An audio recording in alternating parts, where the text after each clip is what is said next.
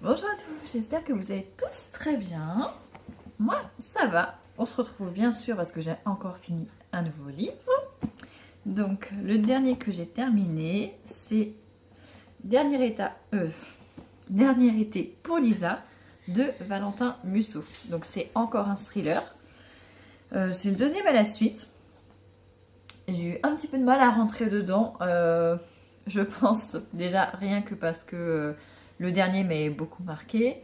Et aussi le week-end dernier, quand j'ai commencé ce livre-là, en fait, les enfants n'arrêtaient pas de m'interrompre. Dès que je disais une phrase, un enfant arrivait et il me posait des questions. Donc j'ai eu beaucoup de mal à rentrer dedans. Et je pense aussi un petit peu à cause de l'histoire. Parce que ça commence quand même assez lentement, on va dire. Je vais vous faire un petit résumé. Je l'ai déjà fini il y a quelques jours, donc j'ai pris des notes dans mon petit journal de lecture. Donc, le personnage principal de l'histoire s'appelle Nick. C'est un écrivain de 30 ans qui habite New York. Carrément. Il a eu son premier roman a été un grand succès, du coup il a gagné beaucoup d'argent, il s'est acheté un superbe appartement à New York. Et malheureusement, à la sortie de son troisième ou quatrième roman, son père malheureusement décède et du coup il doit retourner dans sa ville d'origine, à Black Hawk, dans le Wisconsin. Et donc il retourne là-bas pour enterrer son père. Et à partir de là, plein de choses vont s'enchaîner en fait en arrivant sur place. Ça va le replonger dans son passé. Et son passé, c'est que 13 ans auparavant, sa meilleure amie, Lisa, a été tuée dans leur petite ville, juste avant qu'ils rentrent à l'université tous les deux. Et du coup, ça a bouleversé sa vie. On va apprendre pourquoi. Et en fait, en revenant dans sa ville natale, il apprend que la personne qui avait été emprisonnée pour son meurtre, donc le principal suspect, la personne qui avait été condamnée pour ce meurtre, allait sortir de prison. Et en fait, c'était le meilleur ami à la fois de Lisa et le meilleur ami de Nick de l'époque. Et pendant toutes ces années où son copain est allé en prison, Nick n'a jamais pris de ses nouvelles. Et il a beaucoup culpabilisé. Et en même temps, il est persuadé qu'il était innocent. Et donc, il va chercher à le faire innocenter. Pour ça, il va avoir l'aide d'un monsieur qui s'appelle Alistair. Je me souviens plus son nom de famille. Voilà, un monsieur qui s'appelle Alistair, qui est détective privé. Et en fait, c'est lui qui va venir voir Nick au début pour lui demander de l'aider pour qu'ils résolvent cette affaire ensemble. Et en fait, ils vont faire un sacré duo quand même. C'est assez bien fait. Et donc, ils vont se demander, ils vont essayer de trouver qui a vraiment tué Lisa. Donc, au début, ils veulent innocenter Ethan. C'est le nom du jeune homme qui était avec Lisa. Et au fur et à mesure, ils vont chercher aussi plus loin, à chercher vraiment la vérité. Qui est-ce qui a tué Lisa et aussi pourquoi, qu'est-ce qui s'est passé cette journée-là, qu'est-ce qui s'est passé dans les 2 jours qui ont précédé sa mort. Donc on va être dans une enquête policière, mais en fait sans police parce que c'est un écrivain et un détective privé. Donc l'histoire comme ça, elle est sympa. Honnêtement, j'ai beaucoup aimé la deuxième partie du livre, mais la première partie, j'ai trouvé que c'était hyper long à se mettre en place. En plus, j'ai eu l'impression que tous les personnages étaient détestables. Nick, le premier, c'est un écrivain blasé de la vie, qui a été écrivain un peu par erreur. Et en fait, son premier roman a fonctionné, mais pas les suivants. Et du coup, une remise en question, mais pas très profonde non plus. Et il n'y a pas que lui, son éditeur aussi. Si, ça va, lui, il est plutôt sympa.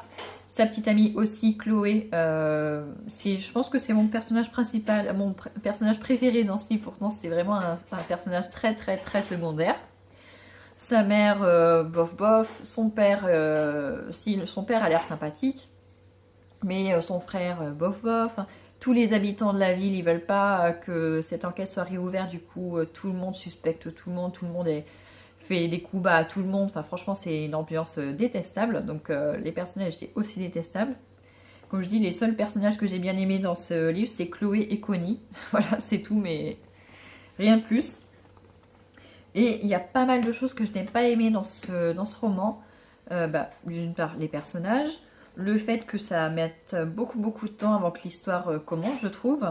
Et aussi le style de l'écrivain. Alors Valentin Musso, Valentin Musso, j'avais jamais lu cet auteur. Je connais Guillaume Musso, dont j'ai lu presque tous les livres que j'ai beaucoup aimé, mais que maintenant je me lasse parce que je trouve que ça revient un petit peu toujours au même. J'ai l'impression que ces histoires sont un petit peu trop redondantes. Et du coup, Valentin Musso, je crois que c'est son frère. Et j'ai pas vraiment aimé son style d'écriture, surtout au niveau de la conjugaison. Il y a des fois où j'avais besoin de relire plusieurs fois la même phrase, alors c'est franchement pas agréable. Et aussi un vocabulaire que j'ai trouvé un petit peu vieillot. Mais ça, pour le coup, je sais pas si c'est dû à l'écrivain ou à l'histoire. Parce que dans l'histoire, le personnage principal est aussi écrivain, et son acolyte à qui il fait l'enquête est un vieux monsieur. Et du coup, je me demande si le vocabulaire vieillot n'est pas pour justement être en symbiose avec les deux personnages principaux. Je sais pas si vous me comprenez. Donc je sais pas si c'est vraiment la marque de fabrique de l'auteur ou inhérent à l'histoire. Voilà, je me pose la question. En tout cas, ça m'a quand même assez dérangé. Il y a eu quand même 2-3 mots dans le livre que j'ai dû aller chercher dans le dictionnaire parce que je voyais pas du tout ce que ça voulait dire. Pourtant d'habitude ça ne m'arrive jamais. Donc voilà, ça m'a assez dérangé et du coup j'ai pas vraiment aimé ce livre. Enfin, je lui ai quand même mis 3 étoiles sur 5. Donc c'était quand même pas mal parce que l'histoire en elle-même, elle est sympa. À la fin, on a vraiment envie de savoir qui a tué Lisa et pourquoi. Parce que on se dit, mais si c'est pas lui, qui c'est? Et à chaque fois qu'il nous présentait un suspect sur un plateau d'argent, on se dit, bah ouais, forcément c'est lui. Eh ben non, finalement c'est pas lui. Donc il y a eu plusieurs fois ce genre de rebondissement. Et du coup, à la fin, on se dit, mais... Et même la fin. La fin, en fait, il y a une fin, ce qui est bien déjà. Et, mais elle n'est pas explicite. En fait, ils nous font imaginer la chose, mais ce n'est pas écrit ce qui se passe. Voilà, c'est sous-entendu, mais ce n'est pas écrit. J'ai trouvé ça assez bien. Ça laisse un petit peu d'imagination, donc c'est pas trop mal. Donc est-ce que j'ai aimé la fin? Oui et non. Parce que j'aurais préféré une autre fin, mais elle est quand même bien écrite, la fin, et du coup, ça fait pas un flop. Donc je trouve ça quand même assez bien tourné. Voilà, donc comme je vous ai dit, je lui ai mis une note de 3 sur 5, ce qui est pas mal, je trouve. Est-ce que je relirai un autre livre de Valentin Musso? Franchement, je sais pas. J'ai bien aimé l'histoire, mais s'il a le même vocabulaire et s'il garde la même conjugaison, ça va pas le faire. Mais bon, après, l'histoire, comme je vous dis, elle est prenante. C'est quand même assez intéressant. Donc voilà. Voilà mon petit résumé, mon avis sur ce livre. Si vous l'avez lu également, n'hésitez pas à me dire ce que vous en avez pensé.